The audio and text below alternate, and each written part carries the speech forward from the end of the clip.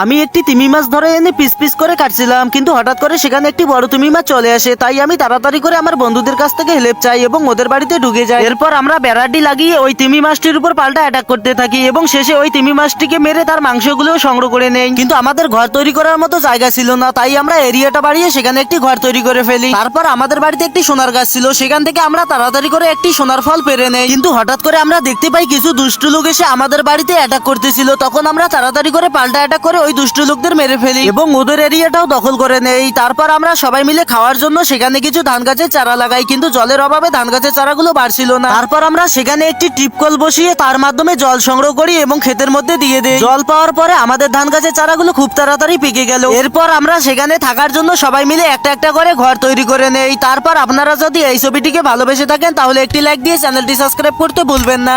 এই মেয়েটি খুব বেশি শক্তিশালী ছিল, তাই সে মুহূর্তের মাথায় একটি কুমির ধরে দুই ভাগ করে ছিঁড়ে ফেলে এবং সে কুমিরের ভিতরে থাকা কিছু ভাইরাস খেয়ে ফেলে। তারপর সে বাকি অংশটুকু সমুদ্রে ফেলে দেয় এবং সমুদ্রে ফেলে দেওয়ার কারণে কুমিরের ভিতরে থাকা ভাইরাসগুলো পানির মধ্যে নিমিষের মাথায় ছড়িয়ে যেতে থাকে। তারপর সে তার ভেড়াগুলোকে নিয়ে ওখান থেকে পালাতে থাকে এবং কিছু দূর গিয়ে সমুদ্রের মাঝখানে একটা বাবনটারি দিয়ে দেয়। তারপর সে বাবনটারির ভিতরে থাকা কিছু পানি মেশিনের দ্বারা সেচ দিয়ে বাইরে ফেলে দেয়। তারপর মেয়েটি বাইরে দেখতে পায় যে একটি রাক্ষসী মাছ দুইটি কুকুরের বাচ্চাকে মেরে ফেলার চেষ্টা করছিল। সে তখন তাড়াতাড়ি করে বাইরের কিছু অংশ ঘিরতে লাগলো, কিন্তু ঘেরার সময় হঠাৎ করে কিছু দুষ্টু লোক মেয়েটার উপর হামলা করছিল। কিন্তু মেয়েটি তাড়াতাড়ি করে বাবনটারিটা ঘিরে ফেললো এবং ভিতরের পানিগুলো বাইরে সেচ দিয়ে ফেলে দিল। তারপর মেয়েটি ওই রাক্ষসী মাছটাকে হামলা করে দিল এবং মেরে ফেললো। সেটা দেখে কুকুরের বাচ্চাগুলো তাড়াতাড়ি গাছ থেকে নেমে এসে ওই রাক্ষসী মাছটার টুকরোগুলো খেতে লাগলো। তারপর এই ছবিটিকে ভালোবেসে থাকলে একটি লাইক এবং চ্যানেলটি অবশ্যই সাবস্ক্রাইব করে যাবে। হে আল্লাহ, আমাদেরকে কিছু খাবারের ব্যবস্থা করে দাও। আরে এরা তো না খেয়ে বসে আছে, যাই এদেরকে কিছু খাবার দেই। এই যে তোমরা দুইজনে দুইটি আপেল নিয়ে নাও। দাও।